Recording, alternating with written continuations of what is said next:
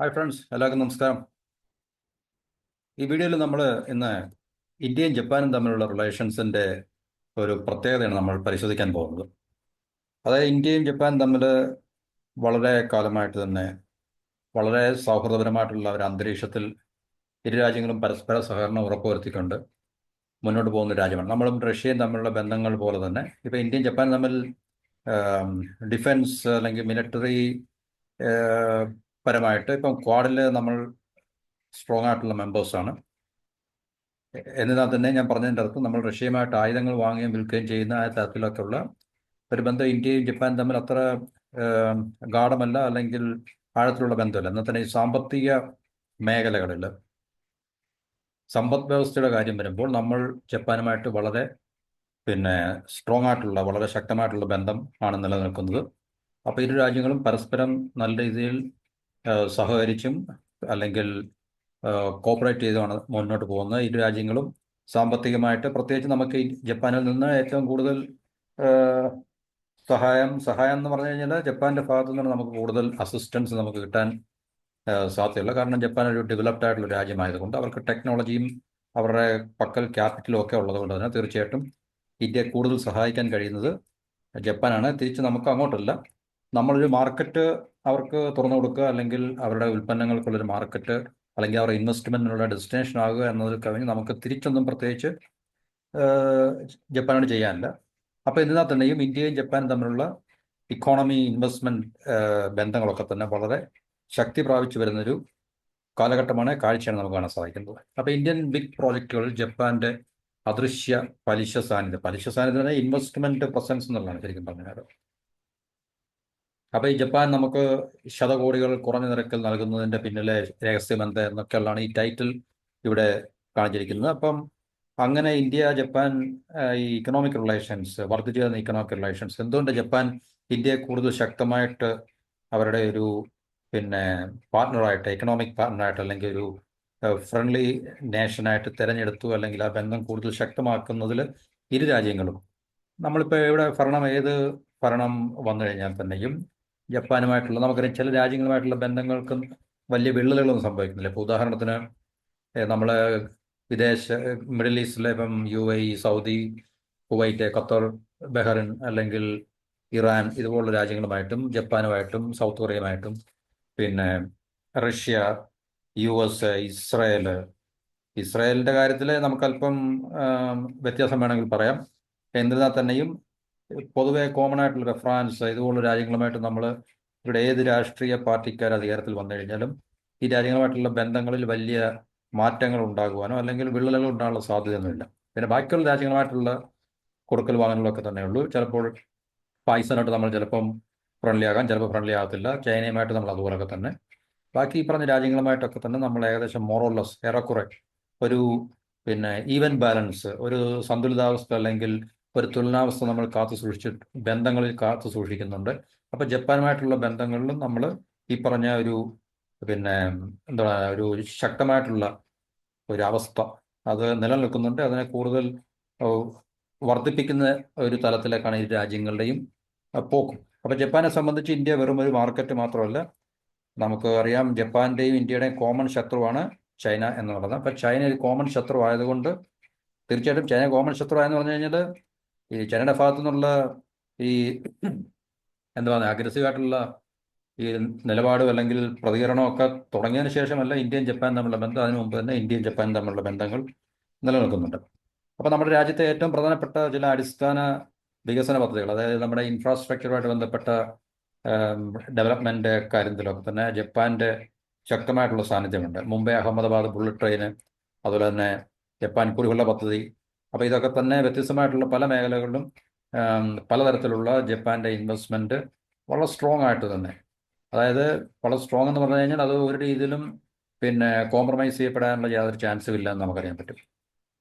അപ്പോൾ ജപ്പാന്റെ സാമ്പത്തിക സഹായമാണ് ഒട്ടുമിക്ക രീതിയിലും ഇതിനകത്തിൽ. കാരണം നമുക്കറിയാം ജപ്പാന്റെ കയ്യിൽ ടെക്നോളജി ഉണ്ട്, ജപ്പാന്റെ കയ്യിൽ ക്യാപിറ്റൽ ഉണ്ട്. അപ്പോൾ ഒട്ടുമിക്ക പദ്ധതികളുടെയും തുടക്കം ജപ്പാന്റെ സാമ്പത്തിക സഹായമാണ്. അപ്പം നരേന്ദ്രമോദിയുടെ ഡ്രീം പ്രോജക്റ്റായിട്ടുള്ള ബുള്ളറ്റ് ട്രെയിൻ പ്രോജക്റ്റൊക്കെ തന്നെ ജപ്പാന്റെ സഹായത്തിലാണ് അത് തുടങ്ങിയതും അത് മുമ്പോട്ട് പോകുന്നതും. 88,000 കോടി രൂപയാണ് വെറും 0.1% പലിശയ്ക്ക് ജപ്പാൻ നൽകിയിരിക്കുന്നത്. 50 വർഷം കൊണ്ട് ഈ തുക തിരിച്ചടച്ചാൽ മതി എന്നാണ് അതിൻ്റെ ടേംസ്. തിരിച്ചടവിന് 15 വർഷം ഗ്രേസ് പീരീഡും ജപ്പാൻ നൽകിയിട്ടുണ്ട്. അപ്പോൾ ഇങ്ങനെയുള്ള ഒത്തിരി ഫേവേഴ്സ് ജപ്പാൻ നമുക്ക് വേണ്ടി ചെയ്ത് തരുന്നത് എന്തിനാണെന്ന് ചോദിച്ചു കഴിഞ്ഞാൽ അത് അവർക്കെന്തായാലും പ്രയോജനമില്ലാതെ അല്ലെങ്കിൽ ലാഭമില്ലാതെ ഒരു രാജ്യവും തീർച്ചയായിട്ടും ചെയ്യത്തില്ല എന്നുള്ള കാര്യം നമുക്കറിയാം. അപ്പോൾ ഇന്ത്യയും ജപ്പാനും തമ്മിലുള്ള ഈ ബന്ധത്തിൽ ഇന്ത്യയുടെ സമ്പദ് വ്യവസ്ഥയുടെ വളർച്ചയിൽ, കാരണം നമുക്ക് അറിയാം ഈ ഇപ്പം ചൈന ആയാലും ശരി, അത് ആർക്കും അറിയാത്തൊരു വലിയൊരു രഹസ്യം, അല്ലെങ്കിൽ രഹസ്യമല്ല, പൊതുവേ ജിയോ പൊളിറ്റിക്സ് വായിച്ചറിയാൻ പറ്റുന്ന ആൾക്കാർക്കറിയാം, ചൈന എക്കണോമിക് റിഫോംസ് ഒക്കെ തുടങ്ങിയ കാലഘട്ടം മുതൽ ഇങ്ങോട്ട് ചൈനയിൽ Japan, Taiwan, south Korea, Singapore, Malaysia, പിന്നെ അമേരിക്കയുടെ നേതൃത്വത്തിലുള്ള പാശ്ചാത്യ രാജ്യങ്ങൾ, ഈ രാജ്യങ്ങളൊക്കെ തന്നെ പിന്നെ അവരുടെയൊക്കെ സാന്നിധ്യം, അവരുടെയൊക്കെ ക്യാപിറ്റലും ടെക്നോളജിയുടെ അടിസ്ഥാനത്തിലാണ് ചൈനയുടെ സാമ്പത്തിക റിഫോംസ്, അല്ലെങ്കിൽ അവിടുത്തെ ഉദാരവൽക്കരണം, സാമ്പത്തിക പരിഷ്കാരങ്ങളും പിന്നീട് ചൈനയുടെ വളർച്ചയൊക്കെ തന്നെ ഈ പറഞ്ഞ രാജ്യങ്ങളുടെയൊക്കെ തന്നെ ക്യാപിറ്റലും ടെക്നോളജി ഉപയോഗിച്ചുകൊണ്ടാണ്. ഇപ്പോൾ 2011 നമ്മൾ ഇന്ത്യയും ജപ്പാനായിട്ട് ഒരു comprehensive economic partnership agreement CEPA sign ചെയ്തിട്ടുണ്ടായിരുന്നു. അപ്പോൾ അതിൻ്റെ അടിസ്ഥാനത്തിൽ നമ്മൾ ഇരു രാജ്യങ്ങളും തമ്മിലുള്ള ഉഭയകക്ഷി ബന്ധങ്ങൾ, പ്രത്യേകിച്ച് ട്രേഡ്, ഇക്കണോമിക് റിലേഷൻസ് ഒക്കെ വളരെ ശക്തമാവുകയും ചെയ്തു. അപ്പോൾ ഏകദേശം 2000 മുതൽ 2024 വരെയുള്ള കാലം എടുത്ത് നോക്കുകയാണെങ്കിൽ ജപ്പാനിൽ നിന്ന് ഏകദേശം $43 ബില്യൺ ഫോറിൻ ഡയറക്റ്റ് ഇൻവെസ്റ്റ്മെന്റ്, വിദേശ നിക്ഷേപം നമ്മുടെ രാജ്യത്തേക്ക് വന്നിട്ടുണ്ട്. അപ്പം ഇന്ത്യയിലെ നമ്മൾ വിദേശ നിക്ഷേപത്തിന്റെ കണക്കെടുത്ത് നോക്കുക, ജപ്പാൻ 5ാം സ്ഥാനത്താണ് നിൽക്കുന്നത്. ശരിക്കും പറഞ്ഞാൽ 5ാം സ്ഥാനം എന്ന് പറഞ്ഞു കഴിഞ്ഞാൽ അത് അത്ര നമുക്ക് അങ്ങനെ നിസ്സാരവൽക്കരിക്കാൻ പറ്റുന്നൊരു സ്ലോട്ടല്ല. കാരണം അത് തീർച്ചയായിട്ടും ജപ്പാന്റെ സാന്നിധ്യം അല്ലെങ്കിൽ ഒരു താല്പര്യവും വർദ്ധിച്ചിട്ടാണ് ഇന്ത്യൻ വിപണിയിൽ അല്ലെങ്കിൽ ഇന്ത്യൻ എക്കോണമിയിൽ എന്നുള്ളത് കൊണ്ട് തന്നെ തീർച്ചയായിട്ടും ഈ ഒരു കണ്ടീഷന് മാറ്റവും ഉണ്ടാകാൻ തീർച്ചയായിട്ടും. അപ്പോൾ ഈ ഇന്ത്യയിൽ ഏകദേശം 1400-ൽ പരം ജപ്പാൻ കമ്പനികൾ ഫങ്ഷൻ ചെയ്യുന്നുണ്ട്. More than 1400 Japanese companies. അതുപോലെ തന്നെ 11 ഇൻഡസ്ട്രിയൽ ടൗൺഷിപ്പ്, ഏതാണ്ട് 8 സംസ്ഥാനങ്ങളിലായിട്ട് 11 ഇൻഡസ്ട്രിയൽ ടൗൺഷിപ്പിൽ ജപ്പാൻ്റെ എൻ്റർപ്രൈസസ് ഒക്കെ അവരുടെ കമ്പനികൾ ഓപ്പറേറ്റ് ചെയ്യുന്നുണ്ടെന്നുള്ളതാണ് അതിൽ ഏറ്റവും ശ്രദ്ധേയമായിട്ടുള്ള കാര്യം. അപ്പോൾ നമ്മളുടെ ഇന്ത്യയിലെ ഇൻഫ്രാസ്ട്രക്ചർ ഡെവലപ്മെൻറ്റുമായിട്ട് ബന്ധപ്പെട്ട് ജപ്പാൻ വളരെ ഡീപ്പായിട്ടുള്ള ഇൻവോൾവ്മെൻ്റ് ഉണ്ട്. പ്രത്യേകിച്ച് മുംബൈ അഹമ്മദാബാദ് ഹൈസ്പീഡ് റെയിൽ, അതുപോലെ തന്നെ ഡൽഹി അഹമ്മദാബാദ് ബാംഗ്ലൂർ ചെന്നൈ, ഇവിടുത്തെയൊക്കെ മെട്രോ സിസ്റ്റം, ഇവിടെയൊക്കെ ജപ്പാൻ്റെ സാന്നിധ്യം അല്ലെങ്കിൽ ജപ്പാൻ്റെ ഇൻവോൾവ്മെൻറ്റ് വളരെ കൂടുതലാണ് ശരിക്കും പറഞ്ഞാൽ. അപ്പോൾ ഈ Mumbai Ahmedabad bullet train, Shinkansen bullet ട്രെയിനാണ് ശരിക്കും പറഞ്ഞതിനകത്തിലെ ഏറ്റവും ഒരു എന്താണ് ഹൈലൈറ്റ് ചെയ്യപ്പെടുന്ന ഒരു കാര്യം എന്ന് പറഞ്ഞാൽ.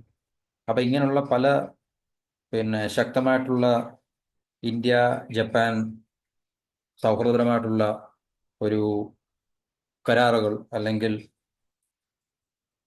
സൗഹൃദപരമായിട്ടുള്ള എന്താണ് പറയുന്നത്, സാമ്പത്തികമായിട്ടുള്ള പരസ്പര ഒരു എഗ്രിമെൻറ്റുകൾ ഒക്കെ തന്നെ നമ്മുടെ രാജ്യത്ത്. അതെന്തുകൊണ്ടാണ് ജപ്പാൻ ഇത് താല്പര്യം കാണിക്കുന്നതെന്ന് ചോദിച്ചു കഴിഞ്ഞാൽ, ചൈന എന്നുള്ള ഏറ്റവും പ്രധാനപ്പെട്ട ഒരു ഫാക്ടറുണ്ട്.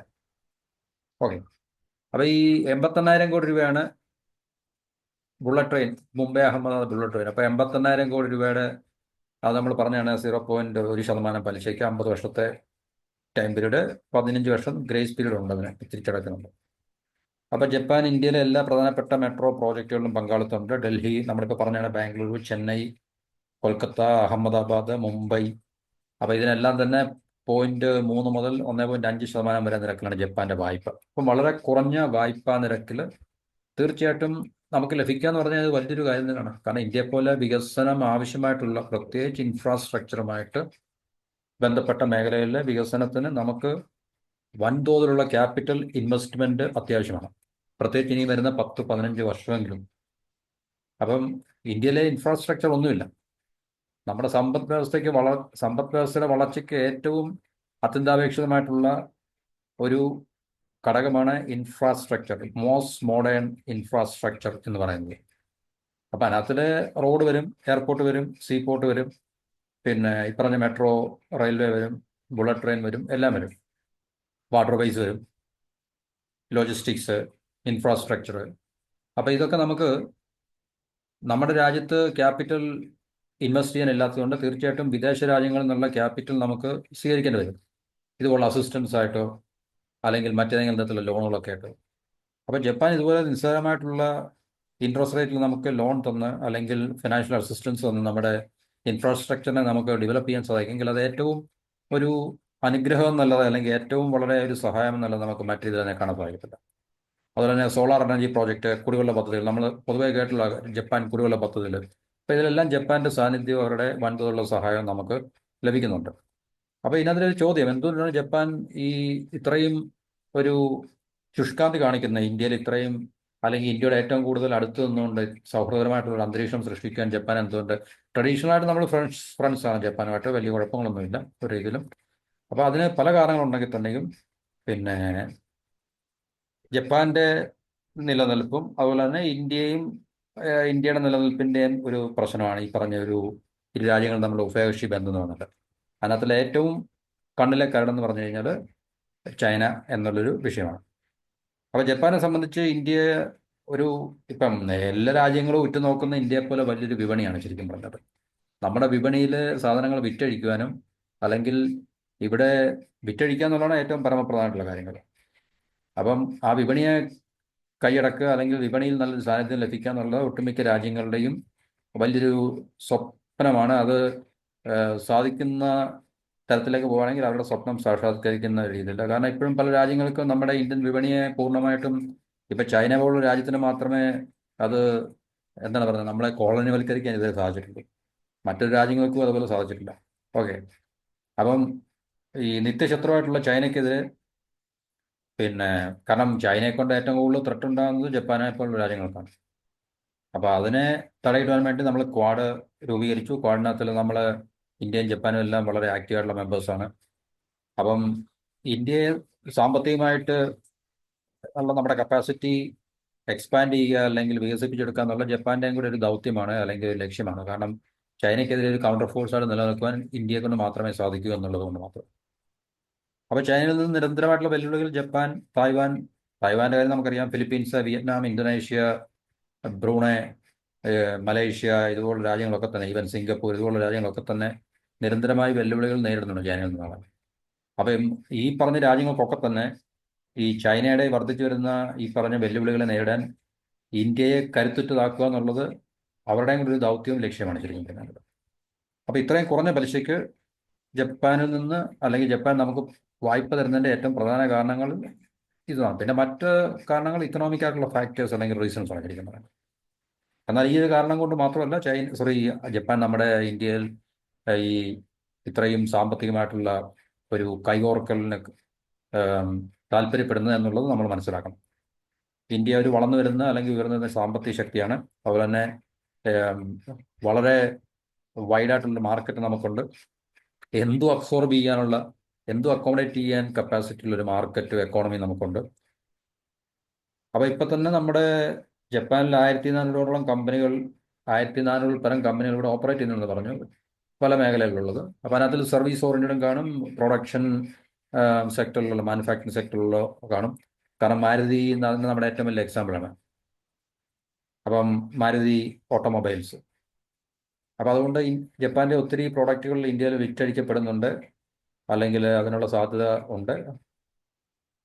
അപ്പോൾ ഇന്ത്യക്ക് ജപ്പാനേക്കാളിലും അവർക്ക് ഇന്ത്യയാണ് ആവശ്യമെന്ന് പറഞ്ഞാൽ പോലും തെറ്റില്ല. അതിപ്പോൾ എല്ലാ കാര്യത്തിലും അങ്ങനെ തന്നെയാണ്. പല രാജ്യങ്ങളിലെയും കാര്യങ്ങൾ എടുക്കുമ്പോൾ നമുക്ക് ഇന്ത്യയെ കൂടുതലായിട്ട് ആവശ്യം അവർക്കാണ്, ഇന്ത്യക്ക് തിരിച്ച് അങ്ങോട്ടുള്ളതിനെന്ന ഒരു അത് പൂർണ്ണമായിട്ടും ശരിയാണെന്ന് ചോദിച്ചു കഴിഞ്ഞാൽ പരസ്പരം അങ്ങോട്ടും ഇങ്ങോട്ടും എല്ലാവർക്കും ആവശ്യമാണെങ്കിൽ തന്നെയും, ഇപ്പം ജപ്പാനെ സംബന്ധിച്ച് ഒരു ഇന്ത്യയെക്കാളും ചെറിയൊരു രാജ്യമാണ്. പക്ഷേ ഇപ്പം ഏകദേശം ഇരു രാജ്യങ്ങളും സാമ്പത്തിക GDP നോക്കുമ്പോൾ ഏകദേശം നെക്ക് ടു നെക്ക് ആയിട്ടുണ്ട്. അപ്പോൾ ഇനിയും വരും മാസങ്ങളിൽ ഇന്ത്യ ജപ്പാനെ മറികടന്ന് ജപ്പാനേക്കാൾ കൂടുതൽ GDP ഉള്ള രാജ്യമായി മാറുമെന്നൊക്കെ ആണ് അനാലിസിസ് പറയുന്നത്. അത് തീർച്ചയായിട്ടും അത് സംഭവിക്കുകയും ചെയ്യും. അത് കഴിഞ്ഞ് നമുക്ക് മുമ്പിലുള്ള ജർമ്മനിയാണ്. ജർമ്മനിയും നമ്മൾ വളരെയധികം താമസിയാതെ തന്നെ ഒരുപക്ഷെ നമുക്ക് അവരെ സർപ്പാസ് ചെയ്യാനുള്ള, മറികടക്കാനുള്ള സാധ്യതകൾ ഉണ്ട്. എന്നിരുന്നാൽ തന്നെയും ജപ്പാൻ നമുക്കറിയാം, അവരുടെ കയ്യിൽ ശക്തമായിട്ടുള്ള ടെക്നോളജി ഉണ്ട് ഇപ്പോഴും. ആ ടെക്നോളജിയൊക്കെ തന്നെ നമ്മളുടെ രാജ്യത്തിൻ്റെ വ്യത്യസ്തമായിട്ടുള്ള മേഖലകളുടെ വികസനത്തിന് അത് തീർച്ചയായിട്ടും നമുക്ക് ഉപകാരപ്രദമായിരിക്കും. അപ്പോൾ അത് നമുക്ക് വിശ്വസിക്കാൻ പറ്റുന്ന ഒരു രാജ്യം കൂടെ ആയതുകൊണ്ട് തീർച്ചയായിട്ടും നമുക്ക് ഇന്ത്യ ജപ്പാൻ ബന്ധങ്ങൾ ഏറ്റവും കൂടുതൽ ശക്തമാക്കുക എന്നുള്ളതിൽ തെറ്റുകളൊന്നുമില്ല. അപ്പോൾ ഇന്ത്യക്ക് ഇത്രയും ശക്തമായിട്ടുള്ള വലിയ വായ്പകൾ തരുന്നത് ജപ്പാനിലെ കമ്പനികൾക്കും ഗുണമാണെന്നാണ് പറയുന്നത്. കാരണം ബുള്ളറ്റ് ട്രെയിൻ പദ്ധതി,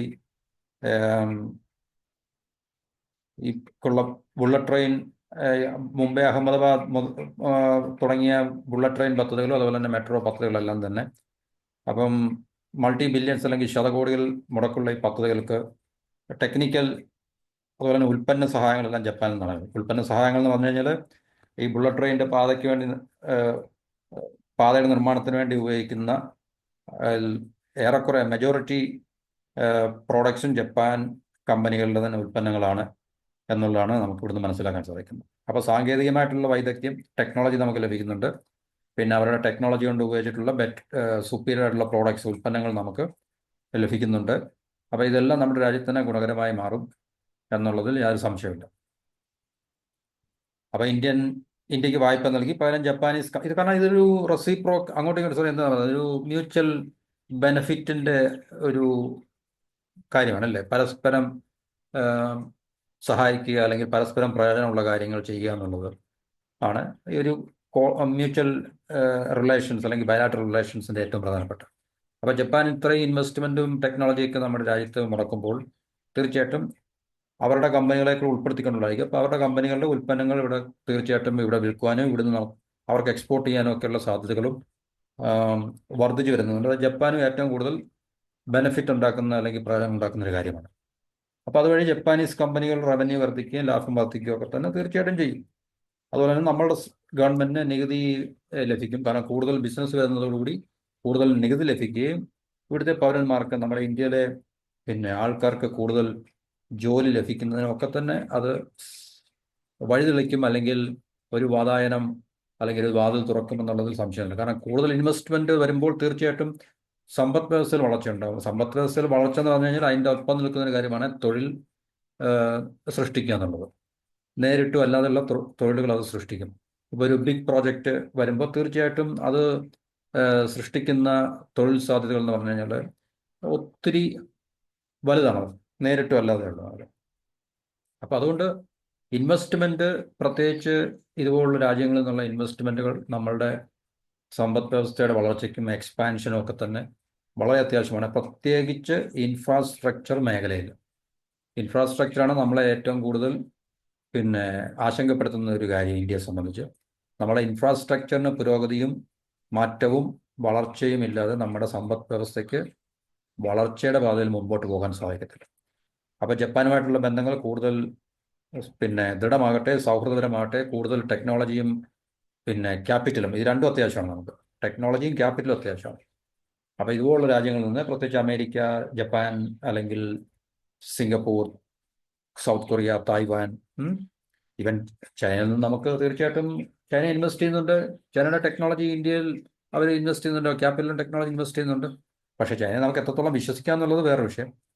പക്ഷേ ഇങ്ങനെയുള്ള വിശ്വാസത്തിൻ്റെ പ്രശ്നങ്ങളൊന്നും ഈ പറഞ്ഞ രാജ്യങ്ങളുമായിട്ടൊന്നും ഇല്ല. അപ്പോൾ അതുകൊണ്ട് നമുക്ക് ഈ പറഞ്ഞ രാജ്യങ്ങളുമായിട്ട് തീർച്ചയായിട്ടും കൂടുതൽ എന്താണ് പറയുന്നത്, വളരെ സ്ട്രോങ് ആയിട്ടുള്ള ഇക്കണോമിക് റിലേഷൻസ് ഉണ്ടാക്കിയെടുക്കുക, വർദ്ധിപ്പിച്ചെടുക്കുക എന്നുള്ള ഇന്ത്യയുടെ സമ്പദ് വ്യവസ്ഥയുടെ വളർച്ചയ്ക്ക് വളരെ അത്യന്താപേക്ഷിതമാണ്. അത് ഇന്ത്യ ജപ്പാൻ റിലേഷൻ അത് കൂടുതൽ ശക്തമായി വരുന്നുണ്ട്. തീർച്ചയായിട്ടും ഇപ്പോഴത്തെ ഒരു 40+ ഇവിടെ നമ്മൾ ഇത് പറഞ്ഞാണല്ലോ, കഴിഞ്ഞ 2000 മുതൽ 24 വർഷത്തെ കാലാവധി $43 ബില്യൺ ഫോറിൻ ഡയറക്റ്റ് ഇൻവെസ്റ്റ്മെൻ്റ് ആണ്. അത് ശരിക്കും പറഞ്ഞു കഴിഞ്ഞാൽ ഒന്നുമില്ല. എന്നാൽ തന്നെയും ജപ്പാൻ എന്ന് പറയുന്ന രാജ്യത്തെ നമ്മൾ പരിഗണിക്കുമ്പോൾ അത് വലിയൊരു തുക തന്നെയാണ്. കാരണം ഇന്ത്യയുടെ ഫോറിൻ ഡയറക്റ്റ് ഇൻവെസ്റ്റ്മെൻറ്റിൽ ജപ്പാൻ ഇപ്പോൾ 5ാമത്തെ സ്ഥാനമുള്ളത്. അപ്പോൾ ഇനിയും വരും കാലങ്ങളും തീർച്ചയായിട്ടും ആ ഒരു അളവ് വർദ്ധിക്കുവാനും തീർച്ചയായിട്ടും ഈ 5 എന്നുള്ള സ്ഥാനത്ത് നിന്ന് ഒരുപക്ഷെ ജപ്പാന് മുന്നോട്ട് പോകുവാനും ഇന്ത്യയുടെ സാമ്പത്തിക വളർച്ചയിൽ ഏറ്റവും കൂടുതൽ പങ്കുവഹിക്കുന്ന ഒരു രാജ്യമായിട്ട് ജപ്പാന് മാറാനും അല്ലെങ്കിൽ ജപ്പാനായി തീരാനുള്ള സാധ്യത, ജപ്പാൻ ആയി തീരാനുള്ള സാധ്യത ഉണ്ടെന്നല്ല, ഇപ്പോൾ ജപ്പാൻ വളരെ ക്രൂഷ്യലായിട്ടുള്ള വളരെ പ്രധാനപ്പെട്ട ഒരു റോളാണ് വഹിക്കുന്നത് നമ്മുടെ സമ്പദ് വ്യവസ്ഥയുടെ വളർച്ചയിൽ എന്ന് പറയുന്നത്. അപ്പോൾ അത് ഇതിനേക്കാളും വളരെ ശക്തമായിട്ടും കൂടുതൽ അളവിലും മുമ്പോട്ട് പോകട്ടെ. നമ്മുടെ രാജ്യത്തിനും അതുപോലെ തന്നെ ജപ്പാനും ഇത് പരസ്പരം പ്രയോജനമുള്ളതായി തീരട്ടെ എന്ന് പറഞ്ഞാൽ നമുക്കൊരു ടോപ്പിക്കോട് അവസാനിപ്പിക്കാം. അടുത്ത ടോപ്പിക്കുമായിട്ട് അടുത്ത വീഡിയോയിൽ കാണാം. എല്ലാവർക്കും നന്ദി, നമസ്കാരം. Have A wonderful day and thank you for watching and listening.